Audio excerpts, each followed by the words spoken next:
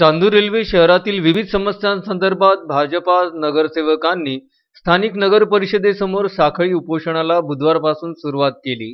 पहिल्याच दिवशी आमदार प्रताप अडसड यांनी उपोषणस्थळी भेट देऊन उपोषणकर्ते नगरसेवक आणि नगर परिषद अधिकाऱ्यांशी चर्चा केली। यावर लवकरच तोडगा निघण्याची शक्यता आहे। 14व्या वित्त आयोगाच्या निधीतून करण्यात आलेल्या वृक्षारोपणामध्ये शासनाच्या पैशाचा नगर परिषदेकडून गैरवापर झाल्याचा आरोप करण्यात आला। झाडे लावताना खड्डे खोदल्यानंतर नियमाप्रमाणे सर्व गोष्टी केल्या का हे पाहण्यासाठी 2-3 झाडे खोदून दाखवण्याची मागणी भाजपा नगरसेवकांनी केली असता त्यासाठी संबंधित अधिकाऱ्यांनी टाळाटाळ होत आहे। त्यामुळे यात काहीतरी गोड बंगाल असून याची संपूर्ण चौकशी करण्यात यावी। घंटागाडी खरेदी प्रकरणात झालेल्या भ्रष्टाचाराची चौकशी करावी। प्रभाग क्रमांक 3 मधील नवीन पाईपलाईन अजूनही न टाकल्यामुळे याची माहिती द्यावी। प्रधानमंत्री घरकुल आवास योजनेचा दुसऱ्या टप्प्यात निधी अजूनही अप्राप्त असल्यामुळे यावर त्वरित कार्यवाही करण्यात यावी। सफाई कामाच्या माहितीबाबत रोजंदारी सफाई कामगारांच्या EPF बाबत नगरसेवकांनी मागितलेली माहिती वेळेवर न देता आणि खोटी माहिती देत असल्यामुळे व्यवस्थित माहिती द्यावी आदी मागण्यांचा या आंदोलनात समावेश आहे। भाजप नगरसेवक अजय हजारे, नगरसेविका सुरेखा विलास तांडेकर, दीपाली विजय मिसाळ, संजय पुरसाम हे भाजपा नगरसेवक साखळी उपोषणाला बसले आहे। पहिल्याच दिवशी आमदार प्रताप अडसड यांनी उपोषणस्थळी भेट दिली।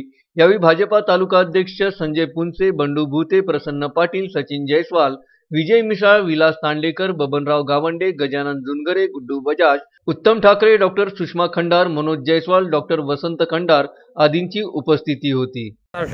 आज नगरपालिका समोर भारतीय जनता पार्टीच्या नगरसेवकांचा साखळी उपोषण सुरू केलेला आहे आणि या उपोषणामध्ये आमच्या ज्या प्रमुख मागण्या होत्या, आदरणीय आपल्या विभागाचे आमदार प्रतापदादा अडसड यांनी उपोषण मंडपाला भेट दिली असता